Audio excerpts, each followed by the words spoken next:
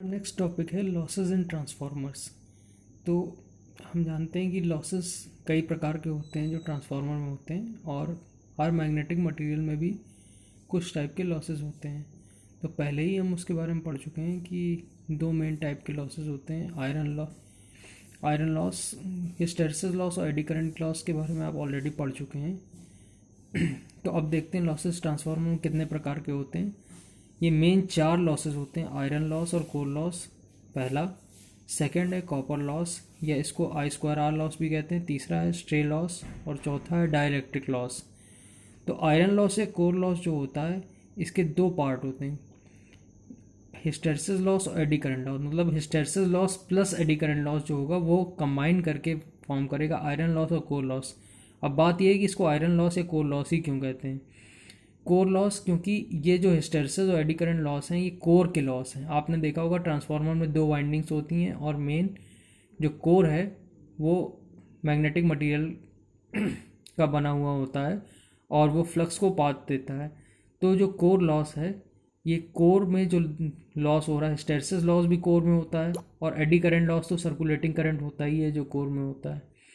तो हिस्टैरिसीस और eddy current loss ये दोनों लॉस जो है वो कोर के लॉस हैं। कॉपर लॉस I2R, मतलब जितना भी रेजिस्टिव लॉस होता है वो सब कॉपर लॉस होता है। चलिए एक एक करके अब इसके बारे में समझते हैं। कोर लॉस और iron loss. Core loss iron loss आप देख चुके हैं, हिस्टैरिसीस लॉस और एडी करंट लॉस का सम है। तो हिस्टैरिसीस लॉस आपको पता है कि जो मैग्नेटाइजेशन हम क्या करते हैं कि H मैग्नेटिक फील्ड स्ट्रेंथ की वैल्यू जब चेंज करते हैं तो B की वैल्यू चेंज होती है, उसके द्वारा BH कर्व बनाया जाता है। BH कर्व जब बनता है तो जो BH कर्व का एरिया होता है वो रिप्रेजेंट करता है एक लॉस को, और ये लॉस क्या होता है, हीट लॉस होता है। तो क्योंकि ये कोर में लॉस है इसीलिए इसको कोर लॉस या आयरन लॉस बोला जाता है। अब इसका फॉर्मूला भी आप पढ़ चुके हैं कि PH equal to KH BM की power 1.6 into F into V. KH क्या है, हिस्टैरिसीस लॉस कांस्टेंट, BM क्या है, flux density, maximum flux density. 1.6 raise to power ये स्टेनमर्ट्स कांस्टेंट इंडिकेट करता है, ये प्रैक्टिकली डिटरमाइंड वैल्यू है। F फॉर फ्रीक्वेंसी, जो भी आप सप्लाई फ्रीक्वेंसी दे रहे हैं, और V जो है वो वॉल्यूम ऑफ कोर है। तो ये हो गया आपका हिस्टैरिसीस लॉस। इसमें 5 मार्क्स का क्वेश्चन आ सकता है कि लॉसेस इन ट्रांसफार्मर एक्सप्लेन करिए। तो इसमें आप हिस्टैरिसीस लॉस में और डिटेल मत दीजिएगा, बस इतना ही एक्सप्लेन कर दीजिएगा कि ये मैग्नेटाइजेशन और डीमैग्नेटाइजेशन की जो साइकिल है उसके द्वारा होता है, और इसका फॉर्मूला लिख के इस फॉर्मूले के एक एक टर्म को एक्सप्लेन कर दीजिए। फिर उसके बाद एडी करंट लॉस की बात करते हैं। एडी करंट लॉस क्या होता है, सर्कुलेटिंग करंट की वजह से जो लॉस हो रहा है उसको क्या बोलते हैं, एडी करंट लॉस। इसको पी से रिप्रेजेंट किया जाता है। पी क्यों लिखा है, ऊपर भी PS लिखा है और यहाँ पे भी PE लिखा है, क्यों, क्योंकि हिस्टैरिसीस लॉस एक पावर लॉस है और एडी करंट लॉस भी एक पावर लॉस है। इसका फॉर्मूला होता है KE BM square into F square into T square. तो KE क्या है, एडी करंट लॉस का कांस्टेंट, BM क्या है, मैक्सिमम फ्लक्स डेंसिटी, F क्या है, फ्रीक्वेंसी, और T क्या है, थिकनेस ऑफ द कोर। यहाँ पे T टाइम नहीं है, इस बात का ध्यान रखिएगा, T टाइम नहीं है यहाँ पे। फिर उसके बाद नेक्स्ट जो लॉस है वो कॉपर लॉस। अब कॉपर लॉस की अगर हम बात करें, कॉपर लॉस प्राइमरी में भी होता है और सेकेंडरी में भी होता है। तो प्राइमरी में जितना कॉपर लॉस है, I2R लॉस है, मतलब जितने भी रेजिस्टेंस है उसका एक इक्विवेलेंट रेजिस्टेंस निकाल दिया, जिसको हमने RE1 लिख दिया। तो I1 स्क्वायर, प्राइमरी में करंट I1 है तो I1 स्क्वायर RE1 यानी equivalent resistance of primary, plus secondary में जो करंट है वो क्या है, I2, और रेजिस्टेंस क्या है, RE2 मतलब इक्विवेलेंट रेजिस्टेंस ऑफ सेकेंडरी, तो I2 स्क्वायर RE2। तो ये हो गया कॉपर लॉस कि प्राइमरी के टोटल रेजिस्टेंस और करंट का loss plus I2 square RE2, तो ये टोटल कॉपर लॉस हो गया। अब तीसरा लॉस जो है वो है स्ट्रे लॉस। स्ट्रे लॉस क्या होता है, loss due to leakage flux. Transformer में क्या होता है कि जो कोर होता है, कोर में ही जो फ्लक्स फ्लो करनी चाहिए, लेकिन होता क्या है कि कोर के बाहर भी एयर में फ्लक्स फ्लो हो जाती है। वैसे ये लीकेज फ्लक्स जो है वो बहुत कम होती है, नेग्लेजिबल भी होती है, इसको नेग्लेक्ट भी कर सकते हैं क्योंकि ये 0.5% से ज़्यादा नहीं होती। लेकिन इस लॉस को क्या बोलते हैं, स्ट्रे लॉस बोलते हैं। जो लीकेज फ्लक्स की वजह से जो लॉस होता है उसको क्या बोलते हैं, स्ट्रे लॉस। नेक्स्ट लॉस जो है वो है डाइलेक्ट्रिक लॉस। अब डाइलेक्ट्रिक लॉस क्या होता है, डाइलेक्ट्रिक लॉस जो डाइलेक्ट्रिक मटेरियल में जो लॉस हो रहा है ट्रांसफार्मर में, उसको डाइलेक्ट्रिक लॉस कहते हैं। डाइलेक्ट्रिक मटेरियल भी क्या होता है कि बहुत इलेक्ट्रोमैग्नेटिक स्ट्रेस बियर करता है। तो इलेक्ट्रोमैग्नेटिक स्ट्रेस से क्या होता है कि उसमें बॉन्ड स्ट्रेंथ जो है वो इंसुलेटिंग मटेरियल की वीक होती रहती है समय के साथ। जब वोल्टेजेस बहुत हाई होते हैं और हाई वोल्टेजेस ट्रांसफार्मर में ये डाइलेक्ट्रिक स्ट्रेंथ जो है वो वीक होती जाती है और ये डाइलेक्ट्रिक लॉस अकर होता है। लो वोल्टेज ट्रांसफार्मर में डाइलेक्ट्रिक लॉस होने की संभावना बहुत कम रहती है या ना के बराबर आप मान सकते हैं।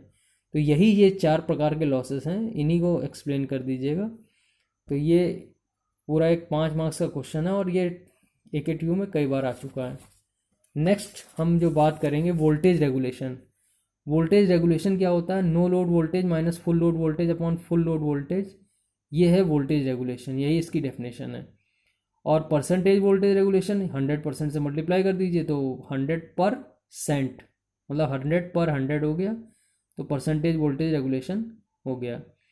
तो अब बात करते हैं कि आइडियल केस में क्या होना चाहिए, वोल्टेज रेगुलेशन की क्या वैल्यू होनी चाहिए। तो आइडियल केस में वोल्टेज रेगुलेशन की वैल्यू 0 होनी चाहिए, क्योंकि नो लोड वोल्टेज और फुल लोड वोल्टेज में कोई डिफरेंस होना ही नहीं चाहिए, इसलिए इसकी वैल्यू 0 होनी चाहिए। अब उसकी बात करते हैं कि इंडियन स्टैंडर्ड्स के अकॉर्डिंग जो वोल्टेज रेगुलेशन है वो कभी भी plus minus percentage voltage regulation +-5% से ज़्यादा नहीं होना चाहिए, क्योंकि +-5% इंडिकेट कर रहा है, जैसे मान लीजिए आपका 220 वोल्ट जो वोल्टेज आता है तो +-5% आप 220 वोल्ट में निकाल लेंगे तो ये लगभग +-20% यानी 220 का हो गया आपका 44 वोल्ट्स हो गया। तो ये मतलब इससे ज़्यादा या इससे कम वोल्टेज नहीं होना चाहिए। सॉरी 44 वोल्ट नहीं हुआ, ये हुआ लगभग आपका 11 वोल्ट हो गया, सॉरी। तो 11 वोल्ट से +-11 वोल्ट से ज़्यादा नहीं होना चाहिए। लेकिन होता क्या है कि अगर हम अपने कंडीशंस देखें तो नो लोड की कंडीशन कब बोली जा सकती है, नो लोड की कंडीशन जैसे मान लीजिए कि हम 24 घंटे की बात करते हैं तो 24 घंटे में जो सबसे कम लोड यूज़ होता है वो हम ये मान सकते हैं कि सुबह के 3 से 4 बजे के बीच में। उस समय ज़्यादातर लाइटिंग्स ऑफ होती हैं, मार्केट भी नहीं खुला होता है और लोग सो रहे होते हैं अपने घरों में, तो उस समय लोड मिनिमम मान सकते हैं। और उस समय अगर हम मैक्सिमम लोड की बात करें तो अगर घरेलू लोड की बात कर रहे हैं, मैक्सिमम लोड शाम के 6 बजे से 8 बजे के बीच में मैक्सिमम लोड होता है। तो इन दोनों केसेस में जो वोल्टेज होता है उसकी वैल्यू को चेंज नहीं होना चाहिए। जैसे लेकिन हम प्रैक्टिकली देखते हैं कि वोल्टेज की वैल्यू चेंज होती है। जो 6 से 8 के बीच में जो वोल्टेज हमारे घर में आता है वो उसकी वैल्यू थोड़ी 220 से कम हो जाती है। और यही बात अगर हम 3 से 4 बजे उठ के देखें तो ये वोल्टेज की वैल्यू बढ़ जाती है। तो ये नो लोड और फुल लोड वोल्टेज अलग अलग हो रहे हैं। फुल लोड हमने माना है 6 से 8 के बीच में शाम का, और नो लोड माना है सुबह 3 से 4 के बीच में। तो दोनों वोल्टेज में कोई डिफरेंस नहीं होना चाहिए अगर सिस्टम आपका सही है, लेकिन ऐसा होता नहीं है। प्रैक्टिकल केसेस में दोनों में वोल्टेज में डिफरेंस होता है और ये वोल्टेज डिफरेंस जो है यही वोल्टेज रेगुलेशन का कॉज बनता है। तो ये डिवाइसेस के लिए सही नहीं होता है कि वोल्टेज में ज़्यादा फ्लक्चुएशन हो, इसीलिए वोल्टेज रेगुलेशन की ये कंडीशन मानी गई है कि ये बहुत ज़्यादा नहीं होना चाहिए।